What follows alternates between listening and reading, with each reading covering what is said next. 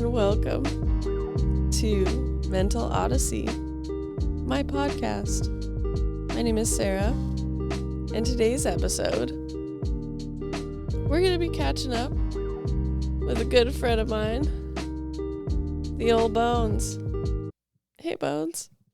Hello. Whoa. First podcast ever. First podcast with the Bones. How What's are up? you doing today? Good. Tired. I didn't like driving. Takes a lot out of me, but yeah, good. Woke up early, 7 o'clock. Super easy. Got up, 20 push-ups. All about I can do right now. Hey, 20 push-ups. Still got some homework to do tonight. It's okay. Hell yeah, college life. Procrastination, key to success, people. How has college been recently? It's been. It's been. Say more. It's expensive. It's kind of, I don't know. It's weird. It's just a lot at once, especially because I'm a freshman. So it's just like I'm adjusting because it is something completely different between like school, growing up school, like going to class and stuff. High school. Because now you're living on your own and like obviously, and it's just like an adjustment, meeting new people, finding out where you're comfortable while also maintaining like a balance of like doing school and working. I'm not working currently, but like finding jobs, I guess. Yeah, for sure. And finding time to make time for yourself and relationships because that's really important. I tend to take a lot more time for myself than I probably should, but that's okay. Yeah. But yeah, it's definitely, it's weird. Like I've heard some of my friends sometimes feel like it's isolating, but like I sometimes feel isolated there, but it's not. I like it sometimes, but yeah, it's been stressful, especially with like this quarter, me having to bounce back a little bit more since last quarter didn't go so great for me for my first quarter. I have to bounce back hard this quarter, which I'm doing it. I'm passing. Hey. Got an A right now.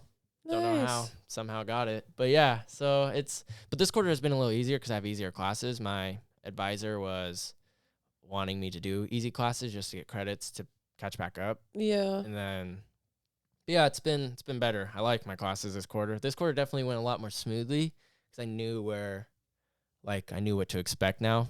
And it's the winter quarter, and it just for me, I always do better in the winter quarters just because like it's like that first quarter is my adjustment back to school, and then like that next quarter, I'm just like, let's do this. You're like, all right, time to kick it in. We gotta actually do this. Now we gotta do this. But part of it, I think, was like why this quarter has also been going more smoothly is like I'm a lot more clear-headed right now.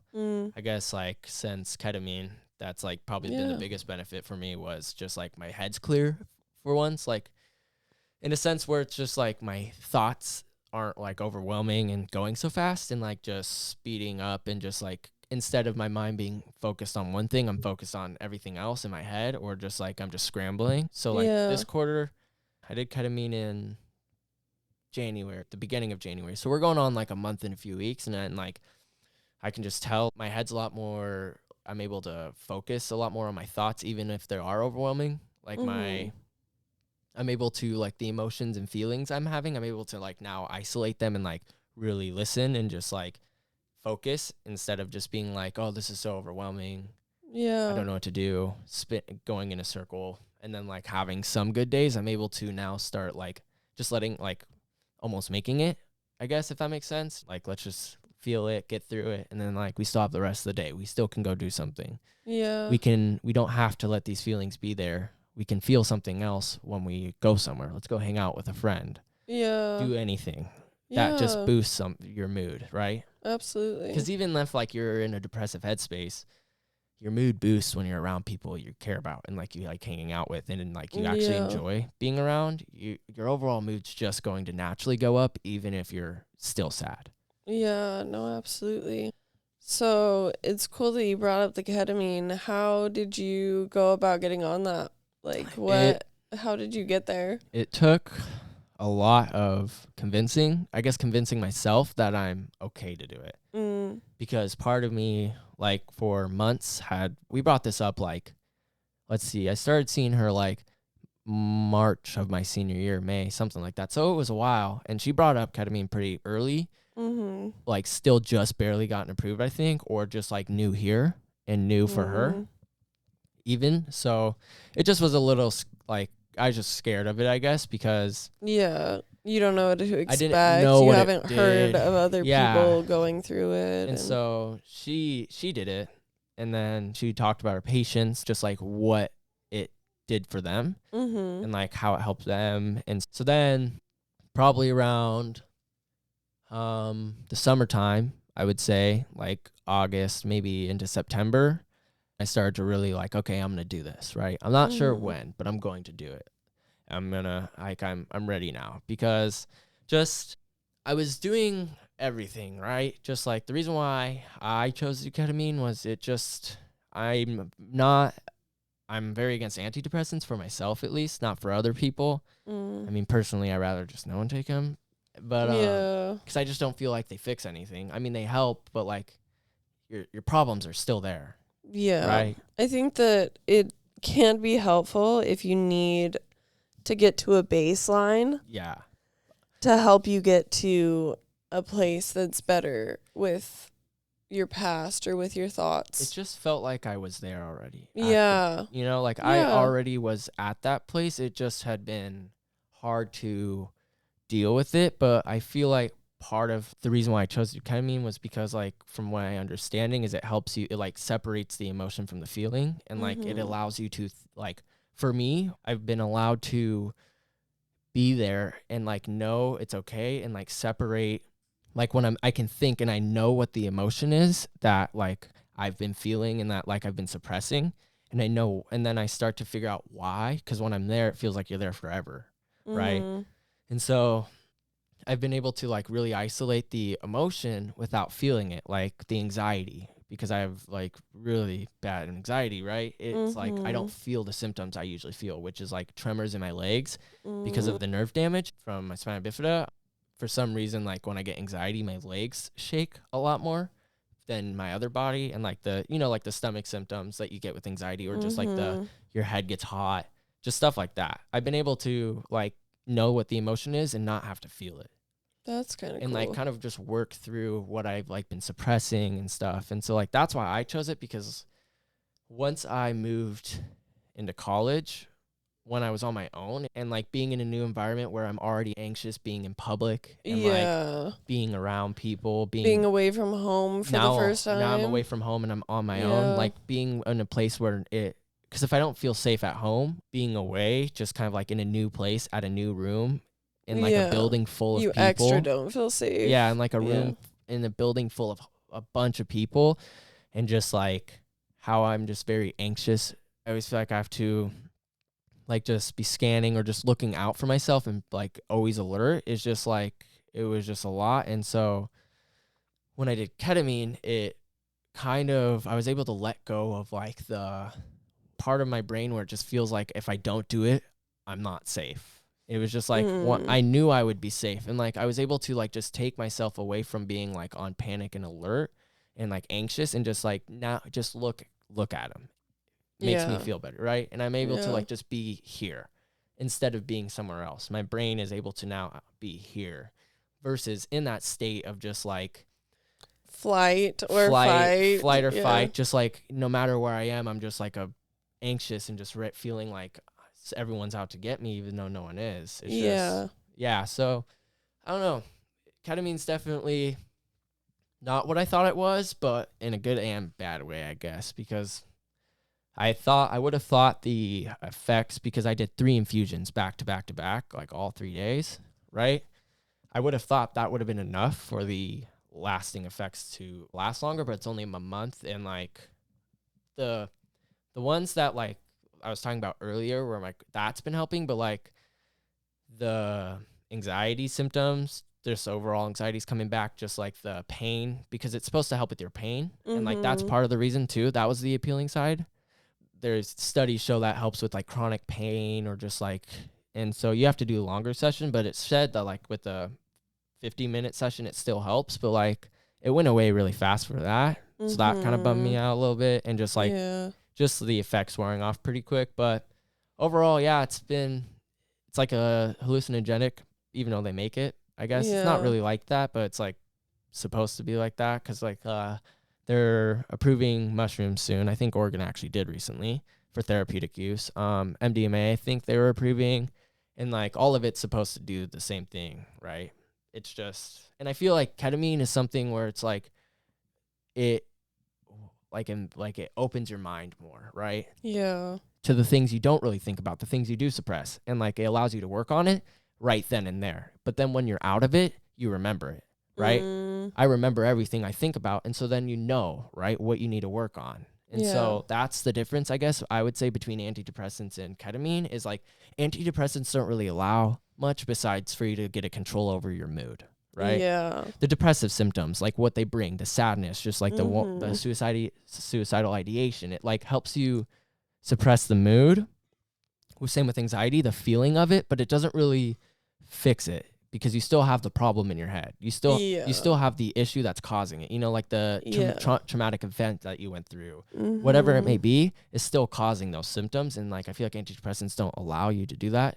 Therapy does, but like with ketamine, it opens your mind in a safe place because, like I said, it blocks off a certain gland. And then what they also said ketamine shows, why I also was super intrigued about it, is it allows for your neural pathways in your brain, the roots, to repair, right? Ooh. So I really like that idea because it saves your brain. So I was super on board with it at one point, and then I got in really fast, actually. I called in like December, around Christmas, December 21st, I think, and then I got in on January 1st as my or January 2nd as my appointment. So I got in relatively quick, which was pretty cool. And I called today, and they had an opening on Monday. Yeah, so that was really what's been nice about it too, is like maybe because it's relatively new and people don't really know about it yet, but like so far from my experiences, I've been able to.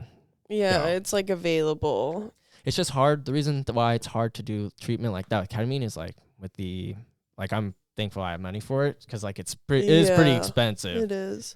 It's still like, especially without insurance. So that's what I like too, and I had the opportunity because I have had the choice for antidepressants or anxiety meds or ketamine. I chose ketamine first, and I did make the deal that like with my parents and like my therapist, if it doesn't work, I'm willing to try antidepressants after. But so far, I've had some really good effects in it. My overall mood has been boosted, and I'm able to enjoy life a lot more. I'm able to be here in the moment and grounded, which has been cool. Yeah, that is really nice. I'm glad that you had that experience, and I'm excited to see how it is this next time. I'm a little scared, but it's okay. Yeah. Because the last one kind of freaked me out a little bit because I was on my own for it. And so it was good, but it wasn't, because it was just a little scary being on my own, just because it was like, you have to ground yourself, at least for me, from my experiences. Like the first 2 times when you were there, it was easy for me to be grounded but I feel like I didn't do that much thinking and growth in those 2 times because I was able to be grounded. And like every time I'd look up, I'm like, okay, Sarah's still here. Everything's the same, right? Reality's still what it is. You're not like blasting off somewhere else. Yeah. And so on this third time when I was on my own, it was complete opposite. It was like, holy crap, reality isn't this. Like, what is reality? Nothing means anything. And I was like, it was a lot more difficult to ground yourself. And so that was scary about it. I was able to, once I kind of, after probably was like maybe a minute or 2 minutes, but felt like 15 for me of just like falling. That's what it felt like, or like feeling like I was like drowning, not really like choking, but like that's what the emotion, I guess, or like the feeling that I had been feeling it. I don't know how to explain it, but like it was crazy, right? But then once I grounded myself, it was a lot better, and then the rest of it was pretty nice. But yeah, that's like the scary part about this third trip, and it kind of freaked me out after, even just with what like I felt in it, because it was like a lot. It was a lot of like things at once, memories actually, and then like feelings I'd been suppressing. I came to fruition. Like I wasn't feeling them, but I knew it, and like it just freaked me out in the sense of like, wow, this is a lot that I didn't know was happening. Yeah, for sure. But definitely now after, it's been like a lot of the body effects that I feel go away, which has been cool. And like, it's just allowed for my brain and body and like my pain receptors to reset, because even like a lot of my headaches I get went away for a while. Those are starting to come back, but for a while they went away, which was really nice. And like, just like the physical symptoms you feel from these, like depression symptoms and like anxiety symptoms, have overall been really improving, which has been really cool. Yeah, that is really nice. Also, this quarter has been a lot better because I was able to build better relationships with the people I have met, and that made it a lot easier because now it's not like I'm alone. Yeah. And now, like, I know, like, I have a sense of, like, okay, there's people here who are also with me. Now it's like I'm not alone. I don't have my family. Or, like, when you are feeling alone, you can, like, reach out to somebody. Yeah, there's always someone now, which is really cool. Yeah.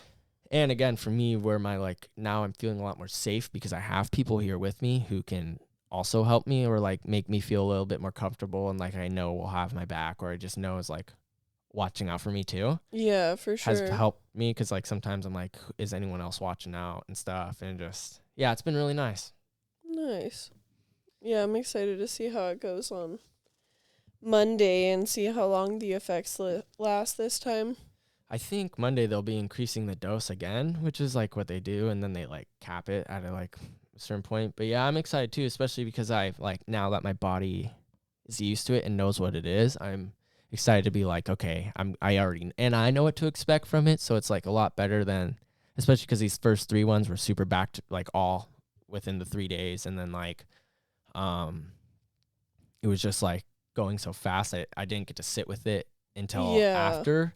And then, like, now I can just do one and really get to sit on it and just think about what I saw. And, like, I'm also excited because I feel like the effects might last a lot longer, too. And I'm hoping that I get to a point where it's, like, I'm able to not need it because, like, the effects just last long enough for me to make it happen in my brain on its own, you know? Just, like, that would be really being nice. able to do those things. And another thing that ketamine does, at least for me, it like gave me something to grab onto. And it's like I haven't gone into suicidal ideation for a while because it's like I was able to create a safe room in there or a safe place for myself. And like that stayed with me after. That's really cool. And so like I'm able to, because when I was listening to the Interstellar theme song because it's amazing. And I was able to like my safe place now is like I'm in space. I'm just floating there by myself as an astronaut. And so like I'm able to do that. Like when because for some reason, whenever I start tapping my fingers, I think about the Interstellar theme song because I was doing that when I was on ketamine. I was just tapping a lot just to like make sure I'm here, you know, keep myself somewhat aware. So I was just tapping my fingers like crazy. And so like whenever I'm feeling a little anxious and stuff, I'm able to just like think about where my safe place is and like go there in my mind while also still being here, like doing things, but I'm able to put my like where I'm thinking and my emotion, like just go to my safe place, which is just floating. And then that allows me to like, okay, why are you feeling this right now? What's going on? And like really hear my body and be there. And then like fix it, allow myself to feel it, and then jump back into whatever I'm doing. And that's been really nice. I think that's kind of like what you were talking about earlier with looking at things from like a third person perspective, like taking a step back and like looking at a situation and trying to like be an observer and have a new perspective on like what happened.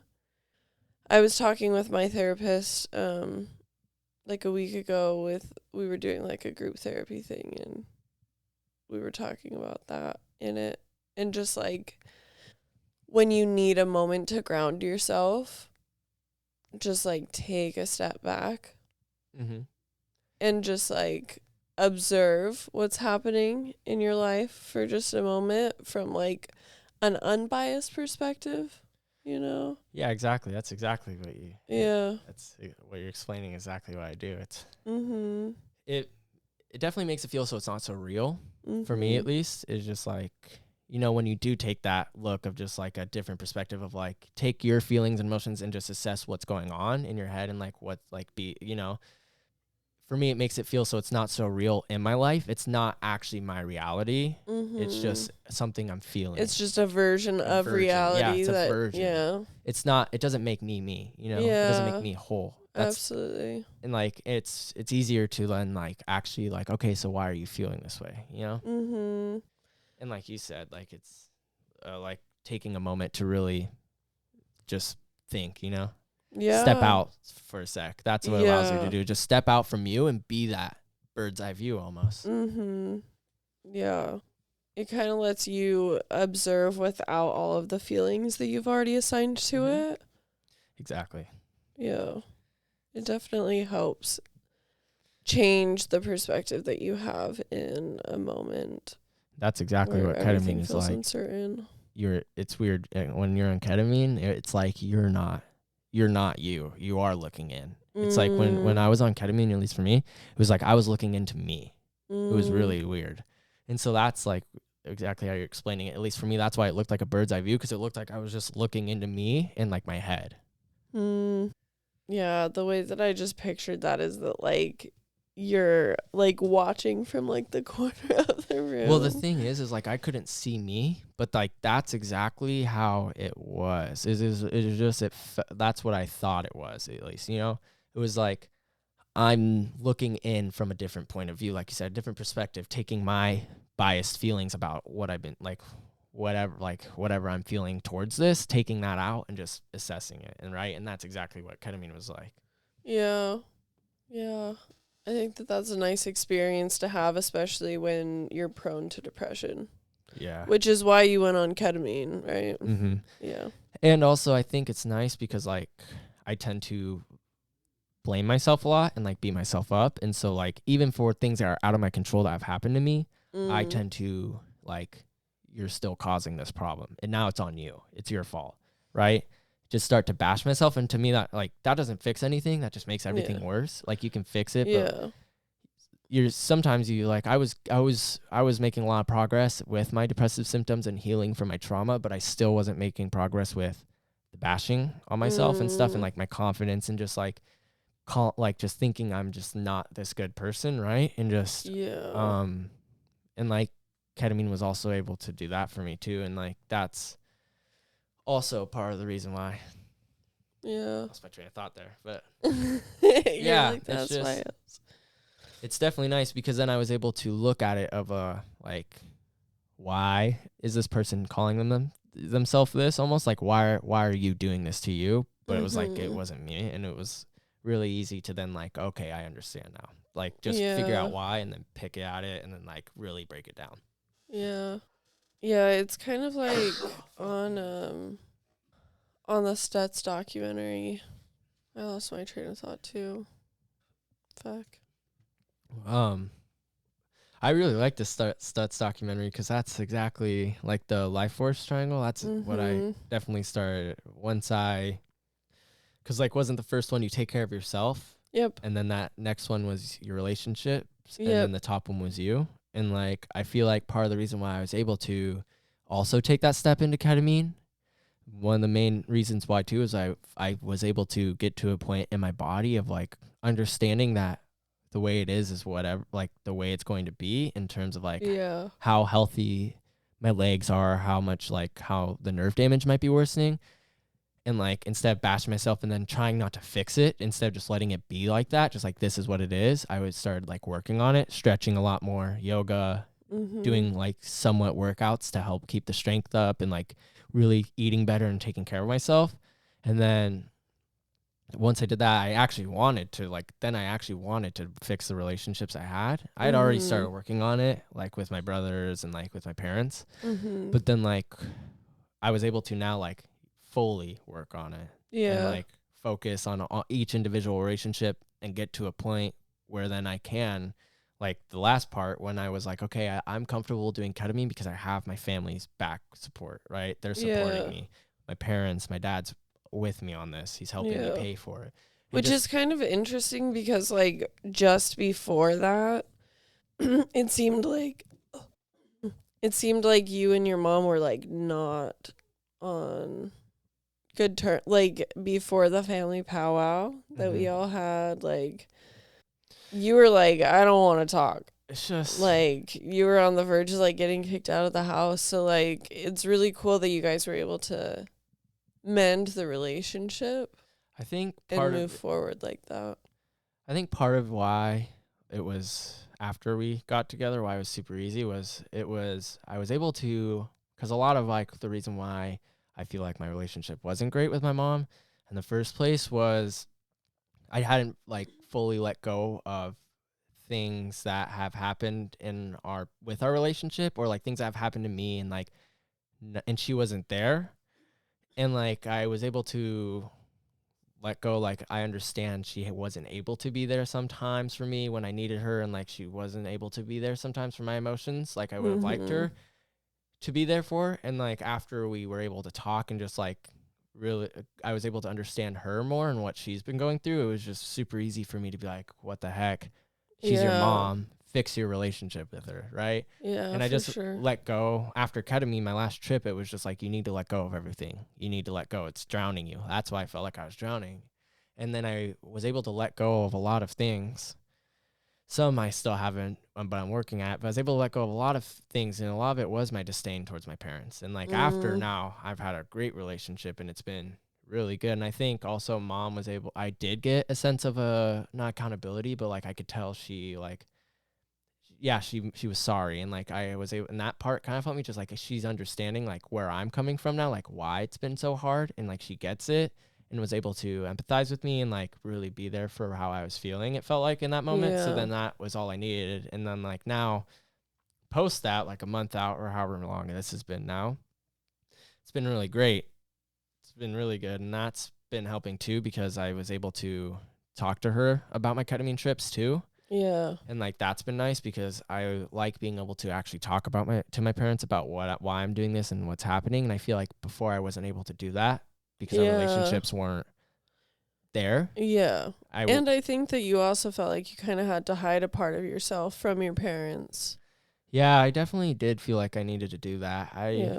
Like you had to have this like dishonesty where it's like you don't really ask to like go out places. You just kind of like do it, and like ask for forgiveness later type shit, to like ask my dad now.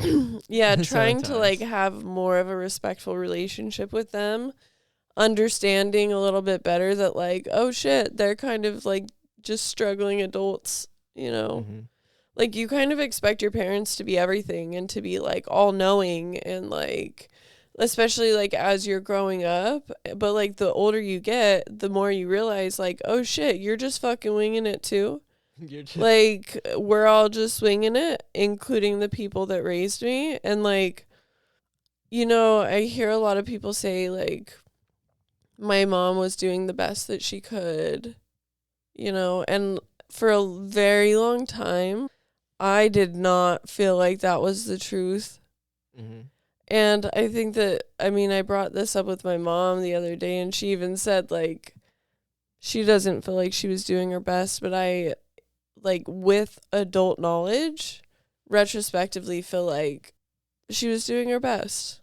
Like, she was doing her best with, like, the knowledge that she had at the time, because I've put a lot of work into understanding the trauma that I've had and, like, dealing with the deep amount of emotions that I feel and like the anxiety and the depression, but my mom hasn't. And like, that's why I was raised the way that I was because she didn't know how to raise a kid. She didn't know how to be there for herself emotionally, let alone 3 kids, like. That's exactly what, my therapist was just talking to me about, like, really? Literally yesterday. And like, we were talking about how like we're all doing this right now, right? Both my parents they'd never worked on they didn't really, it wasn't a thing to just like work on your emotions, right? No, you just push it down. We don't talk about it. We keep moving forward. Whatever, it happens. Shit happens, whatever, right? And like now we're all to the point where it's like once we started doing it, they started doing it, right? And so that's part of why I was able to just like fix my relationship too, is just like you said, like she did do the best she could because she wasn't working on her she wasn't listening to her emotions, and she didn't know how. And like to her, whatever she was doing was the best that she thought she was doing. And like I was able to be like, yeah, I understand, like we're now all doing this, right? I'm working on my emotions. I'm working on understanding my feelings and thoughts just the same as they are doing it. We're all new, right? And like that's been, like you said, like it's been good to be able to get to an understanding with them. Yeah, for sure. And like feel like it's interesting because when you're like your age, right, it feels like it kind of feels like your relationship with your parents is over in a sense because you don't have to live under their roof anymore, you know? But like, I feel like you just have a different relationship with your parents as an adult. You know, like it's not like you don't have one. You just like, it changes. For me, I liked the change, moving out and stuff. And like, I actually feel like I'm closer to them now. Yeah. Than before. Yeah. Because I am now an adult and I am on my own and stuff. And like, I feel like that taking on that responsibility of now having to care for myself a little bit more I was able to get closer with them, I guess. Because now I'm on my own. They're not right there. And like, now I have to reach out a lot more. And doing that just has made us closer. And I enjoy the relationship I have now with them, especially because I know they support me wherever I'm at. And it's been nice actually moving out. It's actually, no offense, but it's helped a lot with my, love you guys, but it's helped a lot with my symptoms I've been feeling. Because you said, it felt like I did have I felt like I did have to hide a lot of what I was feeling for a long time. And when it got to a point where I couldn't do it anymore, it still felt like I had to do it the best I could. Like whatever I could hide. And I hid a lot. I totally get that. I literally felt the same way at my dad's house. Like they knew I was depressed and they knew I had suicidal ideation and they knew I was anxious. They know all these things, right? But I was hiding. Like, I would still smile. I would still go do things. I would still go and, like, put a smile on my face and be happy, whatever, right? Yeah. I would still walk around the house, but I wouldn't show what was affecting me. Like, how deep it was. How deep it felt and how hard it was to deal with. And I feel like after I moved out, you can't do that anymore. It just feels like, I don't know. For me, it just felt like I couldn't do that anymore. I have to be who I am.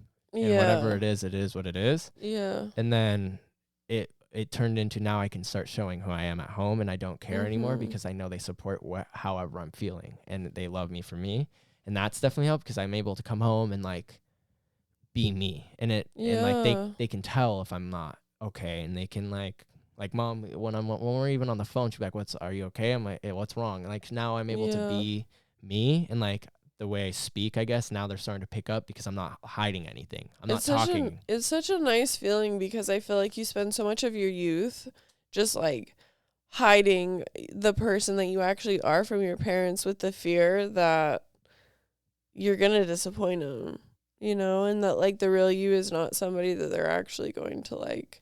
It's exactly how it felt. It just felt like this is not the kid they were like. I would have been. I'm really disappointing to my parents. Yeah, exactly. And it was like part of it too was the way we were raised. I guess was like emotions weren't really dealt with. You just kind of are like, we know, like, right? These things happen. You deal with it, right? Yeah. That's how they were raised. They weren't taught how to handle their emotions and deal with them and feel them, and so or even notice them, or take time to diagnose what they are and like. Can you do something to stop feeling that way? Are there boundaries that you can put in place? Or there conversations that you can have? Like, they didn't learn that. Yeah, and it was exactly. And it's been our responsibility to bring that into our households, and that's kind of hard. It's been very difficult, especially with how young I was when I started when traumatic things have happened, like when things happened, even with like my medical disability. I mean, I was just a baby. When I was still remember having to use a walker and like, and then like in second grade when the scar tissue was causing a lot of issues and I might have needed surgery and like things like that. Yeah. But like even as a child when like outer forces traumatize me and me not knowing why it's happening and just understanding that it's bad. It doesn't feel good. Right. But I don't know why. And I'm not understanding what these emotions I'm feeling and like, to go into a house where you're just not very talked about. It was just like, I can't tell them what just happened. Yeah. Right? It just didn't feel like, it was just like, whatever, something just happened, just whatever. Like I could tell them if I broke my arm, but I couldn't tell them if like something bad happened and I'm sad or depressed. I didn't know what that was. Yeah. It's so interesting that you say it that way because like as a kid, I definitely learned that like physical pain is the only real pain. Like, in my household, you were not taken seriously unless if you were sick or, like, needed to be taken into the doctors. Like, if you had, like, a severe cut or something, you know, like, emotional pain was not something that would be, like paid attention to. Like my dad did it a lot when we were younger, but you know, as we got older, it was just like deal with it. Exactly. And like as you get older, things happen in life, right?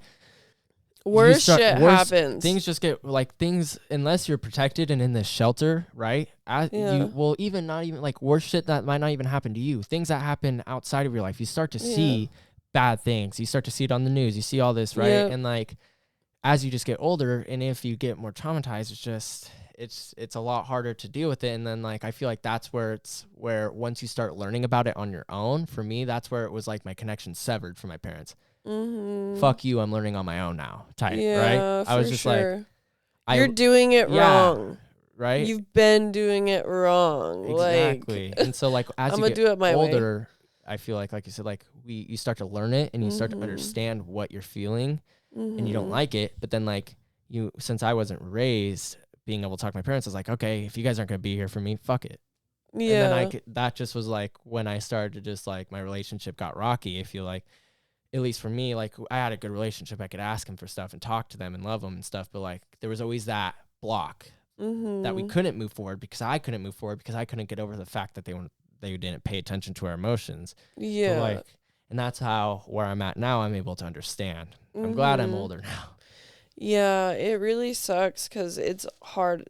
It's really hard to see it while you're in it. Like it is really hard to see like that your parents are doing a good job, or that like no matter how shitty things, like, okay, not no matter how shitty things can get, right? But like they have their own shit too, you know? Everybody's getting shit on.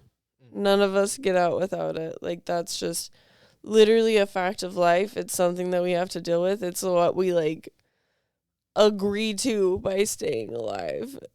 You know? Exactly. Like we're all gonna get shit on, and that's just how life goes. And like when you find out some of the things that your parents were going through, it's like, okay, I get that's it now. some bullshit. I get it now. That's like, some real bullshit. Like, and understand. You had a kid.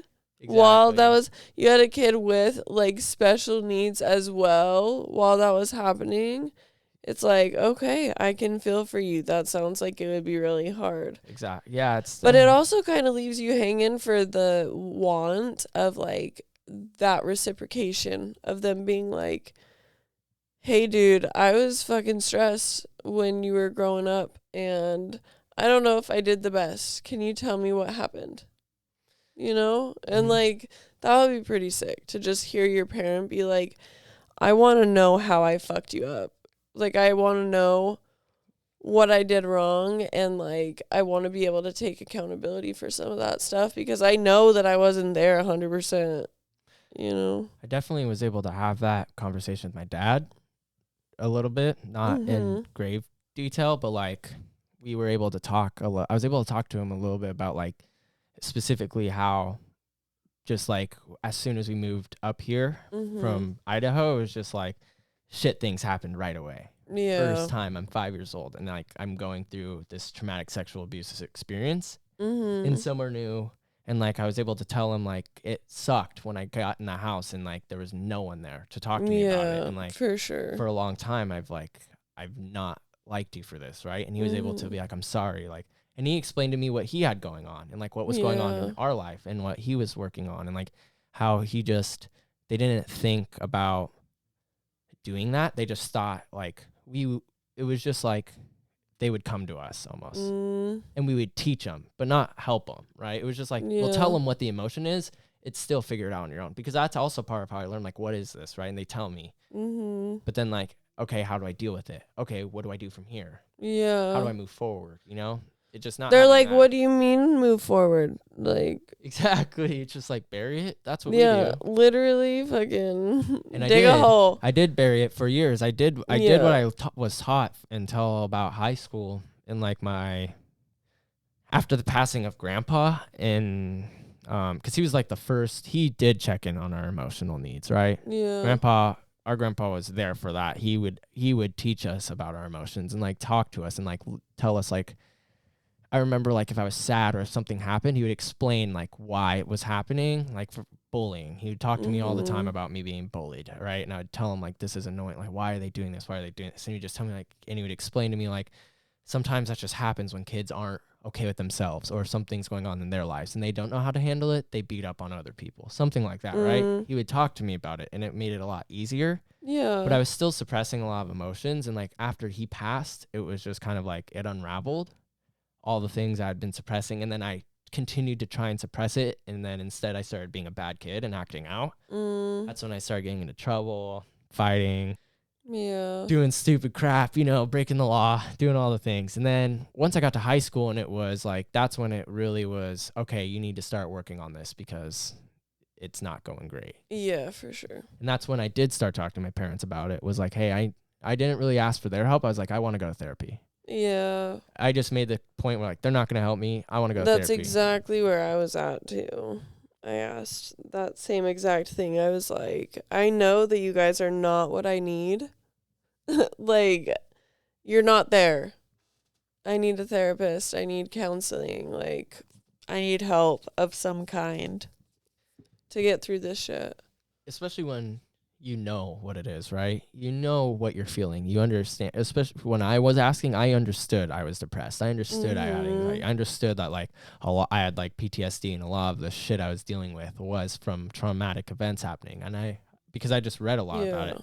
And you just needed, like, an adult who was going to, like, sit there and help you go through those processes. I needed someone to listen and give me the tools and just actually help me understand what happened. I think that our parents get whisked away with their days a little bit too often, to where it's like that time to just sit down.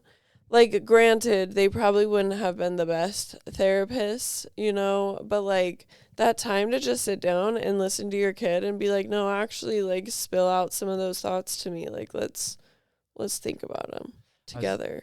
I was able to do that a little bit, like, with Dad when my freshman year, when it started to happen, when I did ask to go to therapy. That's when he started to, like, okay, let me pay attention a little bit more. We didn't talk about the past. We just talked about now. Like, okay, how can I help him now? Yeah. We both knew we were fucked. Like, we both knew whatever, the past of the past, he fucked up, move forward. And he started to listen a lot more. And, like, especially when he saw how scared I was from the surgery I was getting, he started listening a lot more. And that felt good, to be able to just vent and tell him how I was feeling about the situation. And then, like, and that felt good, because it was always like these things would happen. Like, I start cathing, or I'm continuously peeing myself, and, like, it's just bothering me, right? Growing, and, like, not having that, are you okay? Like, how is this affecting you? How are you feeling about this new change? Yeah. Right? How are you feeling about finding out it's worsening or whatever? Like, not having that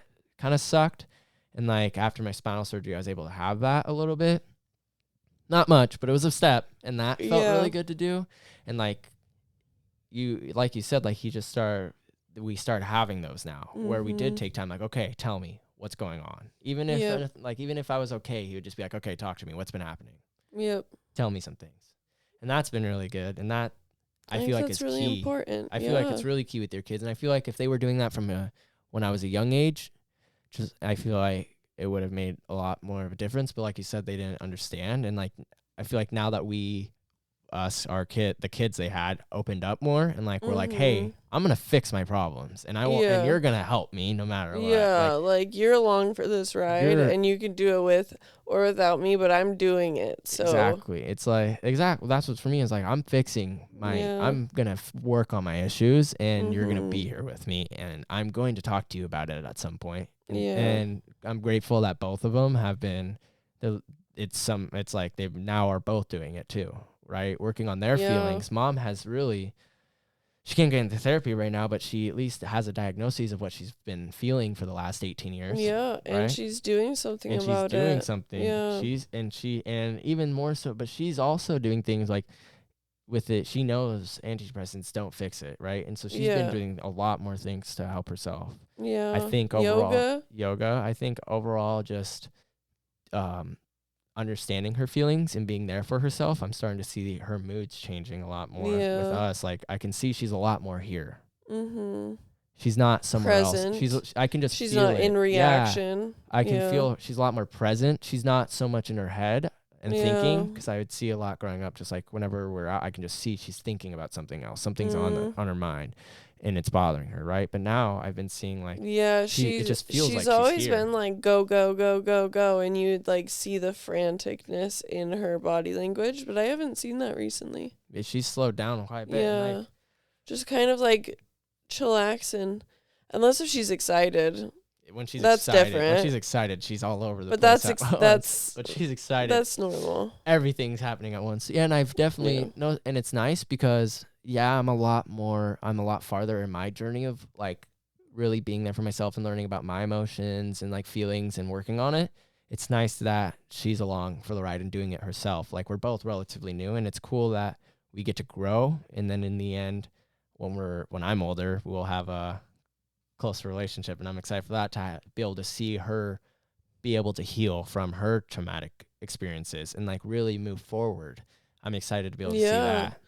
Honestly, it'll be really nice to see who she can grow into. I've been having that same hope for my mom for quite some time, just hoping that she is able to make some headway in therapy and like have some healing conversations. Yeah, she's been in therapy, I want to say almost for a year now, but I don't know if she's made a whole lot of progress. But she recently found out that she was depressed and decided to get on some antidepressants, and it's been working pretty well. She's been working on her relationship with my stepdad. So that's been pretty cool. See, it's really nice that you just were, I feel like it's like, what's the word? I'm trying to think. But like we started it and now like everyone's doing it, right? Yeah, like bringing it into the family. Exactly. Like, everyone in our family, Ari goes to therapy, Dad's in it, Sam is in therapy, Eli's not, but Tomas is. It's nice that like we're all starting to be there for our emotions and like really feel it and heal, right? Yeah. And actually heal and move forward and to becoming the people we want to be and not having our past be us. And not having to suppress it. Yeah, not having to pretend actually like it didn't fucking happen. Now we can all move forward and be like, yeah, we've had a really shitty day. And it's not been, I'm feeling really bummy and down. Like we're able to, now that we're all tell the truth. Yeah, tell the truth. And now that we're all understanding and like learning and like actually figuring out our emotions and feelings, it's been easier to be there for each other too. And that's been nice. Yeah, that's mainly awesome. Just focus on building the relationship with my brothers, but that's okay. You know what? I feel like that's a good place to be. I like that. I think part of the reason why I like the relationship I have with my parents now too is moving out. I started relying a lot more on the brothers, like Tomas, Sam, and Eli. I talk to them a lot more now, and I'm like, just last week I texted Eli about a thought I had, and like I just wanted to talk to someone about it, and it's been really nice. And like we all play chess with each other online. Sam doesn't. I'm trying to get him to send his account, but it's been nice being able to build that connection with them, especially because like as we get older, we are going to be the ones there for each other, right? We're exactly. And we were never close before growing up. It felt like we weren't that close. Like we were close, but it felt like not on an emotional level, right? And now that I'm on that emotional connection where I can talk to them and like really understand each other and hang out and love each other, it's been really cool, especially because now we are all super close, and it makes a big difference in how I feel secure too, because now I know like I have everyone in my family, including my brothers. We're all on the same page, you know? Yeah, for sure. I think that's awesome. I don't want to take up too much of your time because I know that you have to go home to your dad's. It's 7:15. You gotta go have dinner with him. Oh, I still have. But if you want to talk about anything else, I still have some more time. Oh, do you? Yeah, first podcast. It was good. Yeah. Hit on good stuff. Yeah, I would say so. Kind of nerve-wracking since I'm talking about it and for the first time, I guess, for people to hear. Yeah, which is definitely different. Scary, I guess, because it makes you vulnerable. I don't know. It's just hard being, you know what I mean? It's a different level of vulnerability for sure. Deep stuff that goes on in your mind, things that people don't usually talk about. Yeah. Especially if you talk about traumatic experiences, it's just kind of like can be Mm-hmm. nerve-wracking. I was pretty nervous, but it's okay. It's Yeah, fun. It's cool because then it you can is. share your experiences with people and hopefully they can learn from it. Exactly. I think that it's helpful to have extra information out there so that people don't feel so alone. I mean, I think there's a lot of people that are depressed, and I think there's a lot of people that don't necessarily enjoy taking or the idea of taking like antidepressants and stuff. So, Especially because we're seeing like a lot of people have heard there's been bad side effects, right? Because like a lot of people who I knew at high school were like I knew some people who were on antidepressants, but like said they're not really doing anything, right? Yeah. And I think that's what a lot of people don't like about it. It's just like, oh, they don't fix it. They just like suppress it. And Well, like, and it's up sometimes to it you. even makes it worse. Yeah, and I mean, sometimes we've seen cases where it makes it like the thoughts worse than what they were before.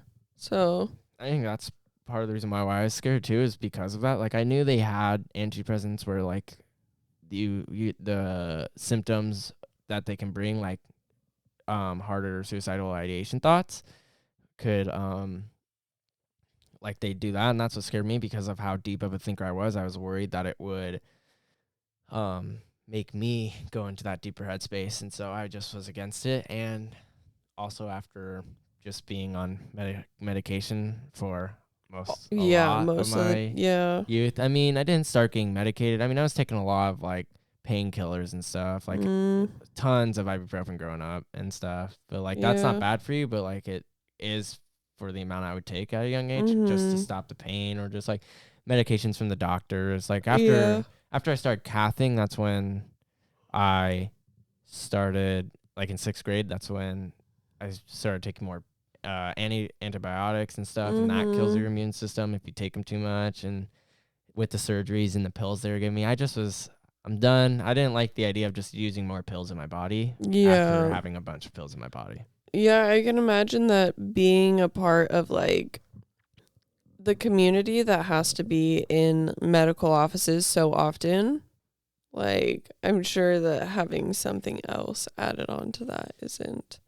Especially because when you go into medical offices, right, most of the time it's not for a good reason. Yeah, you go to checkups, but like most of the time in my cases, when I'm in there, shit's going wrong. It's like, Something's hey, wrong. You need to sign off on this fucking surgery, or like, hey, we need to do this. This MRI showed this. Yeah. Or when I go in there and I'm like, hey, my symptoms are worsening, they're like, well, we don't know, right? Yeah. That just happens. Just like when you go into that where it's just like, it always feels like something unfortunate is going to happen. I won't say bad because it's like out of your control. Yeah, it's just not in your control. And like to go in there and then be like, I need some antidepressants, that scares you because it's like the stigma of just like, I don't like, or just like, this means bad, right? I'm here for something going wrong, and now I'm going to take antidepressants. Yeah. And especially with a lot of the cases that for me, a lot like every surgery I've had, there's been something worse that's come with it, right? Yeah, so Not you don't worse, necessarily like trust the side effects exactly, of the antidepressants. Right? I think it's all going to be the same, especially with like with after my surgeries, I'm seeing a lot of like just effects that bring with post-op for my feet in particular, with the pain it brings and the swelling that happens. And like when I think about antidepressants, I'm like, dude, they're gonna give me more shit that's gonna mess me up. No thanks. Yeah, no, that makes a lot of sense. I didn't ever get on antidepressants because I can't swallow pills, but that's fine. Also, I didn't really want to go through the process of like taking one and exactly, figuring out which one's right, which ones fuck you up, and then you get in that these days it's a little bit easier because you can actually like do a blood test but they don't do it. Yeah, unless it's required because it's expensive. Yeah, right? Exactly. They do a genetic test. They swab your but and just, or like I think it's like a genetic test or a DNA test, something like that. But that's the thing is like, I feel like when you get deep into those thoughts of suicidal ideation, like it affects your brain more after too, because you were there, you were at that point where you're willing to do it, right? Yeah, for sure. And even if you do attempt, like let's say with the antidepressants, and I feel like that's what also scares me still, is like having to do trial and error, because if I take it and then it worsens, and then I still remember the thoughts I had. Yeah. I still remember how much they're affecting me. Yeah. I still remember like how hard it was for me to be like, I want to kill myself, but I can't do it, and I hate this life, and like that still affects me to this day. And like if you're on antidepressants, having to do trial and error until it's like, well, this isn't fucking working. Yeah, Nothing's fucking working. Like, if you're already at rock bottom where you're feeling like you need to be taking something, like, and then the trial and error shit, that's really hard. That's why ketamine, it was nice that there aren't very many they haven't noticed any bad side effects with it. And that's why I was also like, it seems like it's mostly good, and I'm willing to try it, especially because with ketamine, the effects don't last long, right? Like the actual, it takes a while for them to kick, but even like when you get off them, your mood is still fucked for like a week or two. Yeah, exactly. Ketamine, it's like it's out of your system. It's like you're probably going to be 2 hours. feeling better for quite some time, and then you can come and get some back. I mean, for the next few days, your brain is fried. For me, at least, it was like I just couldn't think. It was just like my brain was just overloaded, and so now it's just like you're no mood. I didn't have a mood for like the next few days. Like I just was like neutral about everything, and that was kind of hard because it was just kind of annoying. Yeah, being kind of like numb. Yeah, just being numb, and like you can't. You know what's crazy about that is that like I think as depressed people, right, where like, for me, I get really high highs and I get really low lows. Yeah. And like sometimes when I'm in my really low lows, it's like, God damn, like I wish that I could stop feeling so much, you know? But like agree. Neutral fucking sucks, man. Neutral like it's an uncomfortable place to be too, because it's like I don't feel anything. Like, and I feel like when you are neutral feeling, it's easier to get into a negative headspace when you're feeling nothing, right? Because you aren't feeling anything. Like I'm not feeling happy, I'm not feeling sad. Like I'm just neutral, and it's starting. And when if it starts to bother you, then you slip into that headspace. And I knew for a while after my ex and I broke up, I was neutral for a long time, and that led to, I feel like that part of it led to why I may have made an attempt, was because it was just like I was so tired of feeling like shit, but also when I was attempting, I was so numb to it at that point. It was just like in my head, this means nothing, fuck this world. And I was just like, I'm stuck feeling this way. I can't feel anything. I'm not happy. I'm not sad. I'm just stuck. Yeah. And I think that's part of like why I'm also against antidepressants, because I've heard that's what they do. Like, yeah, it gets you to just a very place of like numb. And like you said, sometimes it's nice. I enjoy being numb sometimes, but then other times it's just like I rather feel something than nothing. Because it allows me to think. Because when I'm very numb, much I can't one think. Of those people where I would rather be feeling something than nothing, even if the something is not like the best feeling. I think part of it too is with like a fast-paced brain. I don't know. I feel like you have a pretty fast-paced brain, and so do I. Like where our brains are just super fast-paced all the time. When we're feeling nothing, it doesn't allow. Like for me, when I'm neutral, I can't think. Yeah. I just have nothing to think about, and it's just that starts to make me anxious. And then it's just like not having that place where you can just like be thinking all the time and doing something, and having an emotion to work on or think about, like, why am I feeling this way? What's been happening? What's going on? I don't feel it. Instead, you're just like, I don't feel anything. Yeah, it feels like you're taking a lot more active of a role of like actively fighting it, because I would say that depression is, I don't know if it's classified as like a disorder, like a mood disorder. It is a mood disorder. It's so like in that, like there's multiple different ways of being able to handle a disorder. And a lot of the times it happens through active choosing, you know, like it happens through, like if you have, are addictions considered disorders? I'm not sure about that. Maybe one. like an action, like a compulsion disorder or something. Yeah, I think so. I don't know. But anyway, like with that, a lot of people have to make daily active choices to be doing something else with their time to like be able to gain sobriety.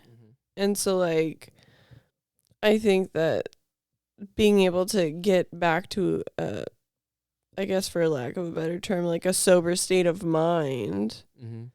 like being able to be there and be going through the feelings that you're going through Mm-hmm. and thinking through them and like trying to process them. Like, I just think that that's such a necessary process to try and fight depression. Especially because you have to, like, it's only going to go away if you work at it, right? Yeah. Because part of it, you have to work on yourself, and like that's hard. And like you said, it's you have to do things to like get yourself out of it, or you have to like do things that will help, right? Instead of being depressed and in your room and like, oh, I'm feeling like shit, I'm so depressed, la la la. You have to hit up a friend. Why you have to do Yeah. something, and like Mhm. that's where I was for a while, and that's why a lot of people sadly lose their life with depression, is because they think Isolate. it's like something you can't fix, or Mhm. they don't work at it, I guess, and enough, and like that it's definitely something you have to work on and like Mhm. really dive deep into why you're feeling this way, what caused it, and how you can move forward, because I do believe some of it is Yeah. caused by yourself too. I feel like Yeah. for me, a majority of my depression was caused by myself, and Yeah, rumination, just yeah, thinking back on the past. and you have to be able to accept that and work on yourself moving forward to be a Yeah. better person, be the person you want to be. And that helps with it, because a lot of time people are depressed because they're unhappy with who they are, but they don't know Yeah. how to work on themselves, or they don't want Yeah. to because it's hard Or to stop the thought to process of stop like it. Yeah. like for me, one of the voices that shows up when I'm getting depressed is like the but I don't want to. You know, where I'm like, okay, well, let's get up and go on a walk. It's a lot harder to do that too, like especially with like when I agree with you, I have that same voice. It's just like and that's what's hard about it too, is because you have that voice and it's so Yeah. loud, and it's like, oh, I don't want to, I'm depressed, I don't want to do anything. Yeah, But it's I like, don't get up, want to. do something, and then you have to fight at it. And See, because the thing is that, like, most of the time after you show up and, like, go and do a thing, it's like, I feel a lot better after that, and I'm glad that I went, you know? But, like, when you are in that depressed mindset, it's like everything feels like too big of a task, and, like, it's taking too much energy, and it's just like, man, I don't want to. and part of it, I feel like too, is like, if you do go do those things, you have to allow yourself to be able to actually be there and feel it. And you have to want to be there, right? Because I would do Yeah. a lot of things when I was depressed. I would go places, I'd do things, but I didn't want to be there. And I Yeah. was just So you're doing like it mentally disconnected. It's because, like your body's going to the places, but your mind isn't ever yeah, really going there. exactly. And like, it wasn't me. It was never me doing it. I Yeah. was not taking the action. It was like, hey, do this. I'm like, okay, I'll go, right? Yeah. Come with us, hang out. Or like, I would just go hang out because I was doing nothing. And then, but if I didn't want to be there, and if I just was mentally checked out, nothing happened. I would go back home feeling shitty. I would have a good time, go home feeling shitty because I didn't want to be there. Yeah. You have to want to be there, and that's what's hard about it too, is just wanting to get out of it, because it's very comfortable. It is very is. comfortable to be depressed. It's very comfortable to Yeah. be anxious, especially when you get used to it for so long. Yes. And when you want to get out of it, it's a lot harder to, because It it's is. scary, because you have to do a lot of things to get out of it, and it's instead, And you have to choose. You have to like choose. Nobody else can make you get out of that headspace. Like I heard a phrase once where the depressed person has all of the power, and it's such a fact, because like you can care so much about somebody else, but if they don't give a damn about themselves, what are you going to do? You know, like you can't have any like super significant power over their current headspace, because like that's on them. I feel like we spend a lot of time in our society pushing. I guess I feel like you have to choose it for yourself. But I feel like a lot of time in society, we do tend to be like, oh, we have to be what other people want us to be, because that's what we've pushed, is this like, Yeah. be this person, be like everyone else, do that. And 9 out of 10 times people want to be them, right? But when you're depressed and you want to be something else, it's too hard, because it's comfortable, because everyone in society pushes like, oh, you know what I mean? I don't know how to Yeah, explain it. no, I get it. It's just we don't do enough to help that, because I know a lot of my depressive symptoms are just like, I don't like who I am. I don't like this, like what's happened. I'm not okay with me. Yeah. But in society, it's like, but be like everyone else. And a lot of times, the individuality is kind of lost on us. And I feel like even now, as we're pushing into this woke culture, it's still not where it needs to be. Yeah. Because now we're being pushed to be something else. But that's a completely different topic. Yeah, that's another podcast. But yeah, it's just... I don't know. It would be interesting talking about our views on a podcast, but good thing my face will never be seen, so then I can tell people my hard views without hashtag backlash. canceled. Hashtag my views would get me canceled. Hashtag yes. I'm just joking. No, they wouldn't. But yeah, it's interesting. Depression's interesting, and it's something that is very real, right? And I'm excited to see how your next ketamine appointment goes. We should too catch up after. I will. I mean, I'm down on Monday after. We could do a podcast. Do a podcast post ketamine podcast. Come on, tune in to the next one. About to tell you guys how it goes. K rolling. Yup. Hey. All right, Bones. Well, thank you so much for being on this podcast today. It was fun. I was very anxious going into it, but now taking your podcast V card. Yep. Next time you're gonna be all smooth, less nervous, not tripping about it. So it's just interesting, especially now. I definitely was a lot more comfortable towards the end once I got comfortable just talking about it, because it was very hard at first. I was like, this is awful. I don't like doing this. But then I was like, it's okay. Just get into it. It's just easy. Us here. Yeah, it's just and it's the nice. girls. Let's go. Those bitches. Fine. Come on. All right, I'm out. All right. Thanks, Bones. That's fun. Oh, they probably married. It's funny that I'm saying they, even though no one's listening. You can't right now. see it. And it's just funny. Mental Odyssey is a Dream and Do podcast, produced and edited by yours truly. The music is owned by Chill Hop, and this song is Velocities by Sleepy Fish. Go check them out. Thanks for being here.